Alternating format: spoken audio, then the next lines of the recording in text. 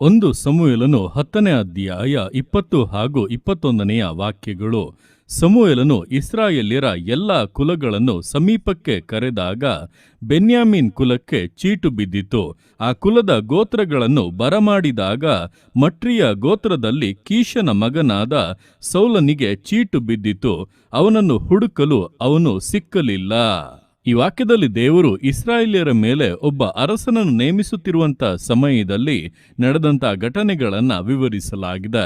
ನೋಡುವಂಥ ಸಮಯದಲ್ಲಿ ಇಸ್ರಾಯೇಲ್ಯರು ನಮಗೂ ಕೂಡ ಒಬ್ಬ ಅರಸನು ಬೇಕೆಂಬುದಾಗಿ ಕೇಳಿಕೊಂಡಂಥ ನಿಮಿತ್ತವಾಗಿ ದೇವರು ಈಗ ಅರಸನನ್ನು ನೇಮಿಸುವಂತೆ ಒಬ್ಬನನ್ನು ಆರಿಸಿಕೊಂಡು ಅವನನ್ನು ಜನರ ಮುಂದೆ ತರುವ ಹಾಗೆ ಚೀಟು ಹಾಕುವುದರ ಮೂಲಕ ಕಾರ್ಯವನ್ನು ಮಾಡುತ್ತಾ ಇದ್ದಾರೆ.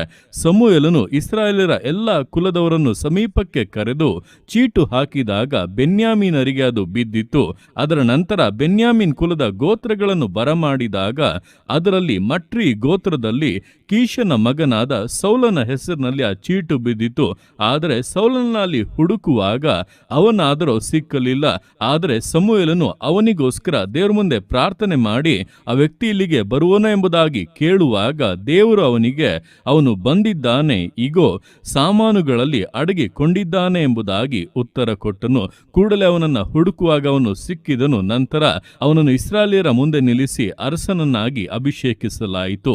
ಅಂದರೆ ಇಲ್ಲಿ ಗಮನಿಸುವಾಗ ದೇವರೊಂದು ವಿಷಯವನ್ನ ಆಯ್ಕೆ ಮಾಡಿಕೊಂಡು ಅದನ್ನು ನೇಮಿಸಿದ ಮೇಲೆ ಆ ವಿಷಯವು ಮನುಷ್ಯರ ಕಣ್ಣಿಗೆ ಕಾಣದೆ ಅಡಗಿಕೊಂಡಿದ್ದರೂ ಕೂಡ ದೇವರದನ್ನ ಹುಡುಕಿ ಹೊರತರುತ್ತಾರೆ. ನಿಲ್ಲಿಸಬೇಕಂತ ಸ್ಥಳದಲ್ಲಿ ನಿಲ್ಲಿಸಿ ತಾನು ಹೇಳಿದ್ದನ್ನು ಯಥಾಪ್ರಕಾರವಾಗಿ ನೆರವೇರಿಸುತ್ತಾರೆ. ಆದ್ದರಿಂದ ಈ ದಿವಸಗಳು ನಿಮ್ಮ ಜೀವಿತಗಳಲ್ಲಿ ದೇವರು ಕೆಲವೊಂದು ವಿಷಯಗಳನ್ನ ಆಯ್ಕೆ ಮಾಡಿದ್ದಾರೆ, ನೇಮಿಸಿದ್ದಾರೆ, ನುಡಿದಿದ್ದಾರೆ, ವಾಗ್ದಾನವನ್ನು ಮಾಡಿದ್ದಾರೆ, ಸಂಭವಿಸುತ್ತದೆ ಎಂಬುದಾಗಿ ಸ್ಪಷ್ಟವಾಗಿ ಹೇಳಿದ್ದಾರೆ. ಆದರೆ ನಿಮ್ಮ ಕಣ್ಣುಗಳಿಗೆ ಅದು ಕಾಣುತ್ತಾ ಇಲ್ಲ. ಇದು ಎಲ್ಲಿದೆ, ಹೇಗೆ ಸಂಭವಿಸುತ್ತದೆ, ಒಂದು ವೇಳೆ ದೇವರು ಹೇಳಿದ್ದು ನಿಜವಾ ಅಥವಾ ಸುಳ್ಳ, ನಾನು ಕೇಳಿದ್ದನ್ನ ನಾನು ತಪ್ಪಾಗಿ ಕೇಳಿದ್ದೇನಾ ಎಂಬುದಾಗಿ ಅನೇಕ ಗೊಂದಲಗಳಲ್ಲಿ ನೀವು ಇರುವುದಾದರೆ ದೇವರು ಈ ದಿವಸ ಈ ವಾಕ್ಯದ ಮೂಲಕವಾಗಿ ಸ್ಪಷ್ಟವಾಗಿ ನಿಮಗೆ ಹೇಳುತ್ತಾ ಇದ್ದಾರೆ, ನಾನು ಹೇಳಿದ್ದನ್ನು ನಾನು ಹಾಗೆಯೇ ನೆರವೇರಿಸುತ್ತೇನೆ. ನಿನಗೆ ಕಾಣದೇ ಇರುವಂತ ಸಂದರ್ಭದಲ್ಲಿ ಕೂಡ ಸಮುವೇಲನು ಮಾಡಿದಂತೆ ನೀನು ನನಗೆ ಮೊರೆ ಇಟ್ಟು ಕೇಳುವುದಾದರೆ ಅಡಗಿಕೊಂಡಿರುವಂತ ವಿಷಯಗಳು ಎಲ್ಲಿ ಅಡಗಿಕೊಂಡಿವೆ, ಯಾವ ರೀತಿಯಾಗಿ ಅದನ್ನು ಹೊರಗೆ ತರಬೇಕು, ಇದೆಲ್ಲವನ್ನ ನಾನೇ ಬಹಿರಂಗಪಡಿಸುತ್ತೇನೆ. ನನ್ನ ಆಲೋಚನೆಯನ್ನು ಹೊಂದಿ ನೀನು ಕಾರ್ಯ ಮಾಡುವಾಗ ನಾನು ನುಡಿದದ್ದು ಹಾಗೆ ನಿನ್ನ ಜೀವಿತದಲ್ಲಿ ಸಂಭವಿಸುತ್ತದೆ. ವಾಗ್ದಾನಗಳ ಪರಿಪೂರ್ಣತೆಯನ್ನು, ಆಶೀರ್ವಾದಗಳ ಸಂಪೂರ್ಣತೆಯನ್ನು ಹೊಂದಿಯೇ ಹೊಂದುವಿ ಎಂಬುದಾಗಿ.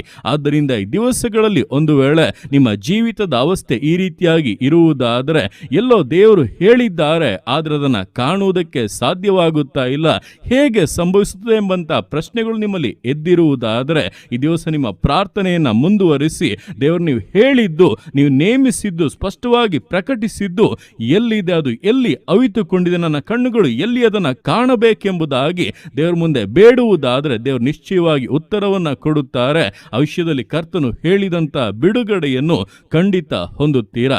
ಆ ರೀತಿಯಾಗಿ ಹೇಳಿದಂತ ದೇವರು ಅದು ನಿಮ್ಮ ಕರಗಳಲ್ಲಿ ಕೊಡುವವರೆಗೂ ಕೂಡ ಸುಮ್ಮನಾಗುವುದಿಲ್ಲ.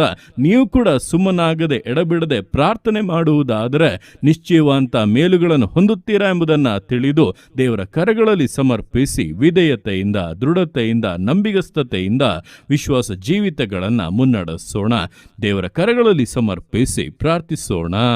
ಯೇಸುವೆ ಸ್ತೋತ್ರ ರಾಜ, ಕೊಟ್ಟಂತ ದಿವಸಕ್ಕೋಸ್ಕರ ಸ್ತೋತ್ರ ಕರ್ತನೆ. ಈ ದಿವಸ ನಿನ್ನ ಕರಗಳಲ್ಲಿ ಸಮರ್ಪಿಸ್ತೇನೆ. ಪ್ರತಿಯೊಂದು ಜೀವಿತಗಳನ್ನು ನೀನು ಆಳ್ವಿಕೆ ಮಾಡು, ಬಲಪಡಿಸು ಕರ್ತನೆ. ಹೌದಪ್ಪ, ದಿವಸಗಳಲ್ಲಿ ನೀನು ಸೌಲನನ್ನ ಆದುಕೊಂಡೆ, ಅವನನ್ನು ಅರಸನನ್ನಾಗಿ ನೇಮಿಸಿದೆ.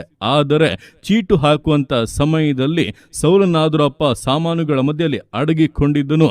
ನೀನು ಅಪ್ಪ ಅವನನ್ನು ಸ್ಪಷ್ಟವಾಗಿ ತೋರಿಸಿಕೊಟ್ಟು ಅವನನ್ನು ಇಸ್ರಾಯೇಲರ ಮುಂದೆ ನಿಲ್ಲಿಸಿ ಅರಸನನ್ನಾಗಿ ಅಭಿಷೇಕಿಸಿ ಅವನನ್ನಪ್ಪ ಸಿಂಹಾಸನದಲ್ಲಿ ಕೂರಿಸಿದ ಹಾಗೆ ದಿವಸಗಳಲ್ಲಿ ಕರ್ತನೆ ನಿನ್ನ ಮಕ್ಕಳ ವಿಷಯದಲ್ಲಿ ನೀನು ನುಡಿದಿರುವಂತಹ ಒಂದೊಂದು ಕಾರ್ಯಗಳು ಎಲ್ಲೆಲ್ಲಿ ಅಪ್ಪ ಅಡಗಿಕೊಂಡಿದೆಯೋ, ಎಲ್ಲಿ ಅಪ್ಪ ಕಣ್ಣಿಗೆ ಕಾಣದೇ ಇರುವಂತಹ ಅವಸ್ಥೆಗಳಲ್ಲಿ ಇದೆಯೋ ಅದರಲ್ಲಿ ಅಪ್ಪ ನಿನ್ನ ಅದ್ಭುತವನ್ನು ಮಾಡಬೇಕಾಗಿ ಪ್ರಾರ್ಥಿಸ್ತಾ ಇದ್ದಾನೆ. ನಿನ್ನ ಪ್ರಕಟಣೆಗಳು ಅಪ್ಪ ತೋರ್ಪಡಲಿ ಎಂಬುದಾಗಿ ಬೇಡುತ್ತಾ ಇದ್ದಾನೆ. ಯೇಸು ಕ್ರಿಸ್ತನ ನಾಮದಲ್ಲಿ ನಿನ್ನ ಮಕ್ಕಳು ಅದನ್ನು ಕಾಣುವಂತೆ, ಅದನ್ನು ಕಂಡು ಹಿಡಿಯುವಂತೆ, ಅದನ್ನು ಅಪ್ಪ ಹೊಂದುವಂತೆ, ಪೂರ್ಣವಾದಂಥ ಆಶೀರ್ವಾದಗಳನ್ನು ಸ್ವತಂತ್ರ ಪಡಿಸಿಕೊಳ್ಳುವಂತೆ ವಿಶೇಷವಾಗಿ ನೀನು ಆಶೀರ್ವದಿಸಬೇಕೆಂದು ಪ್ರಾರ್ಥಿಸ್ತಾ ಇದ್ದಾನೆ.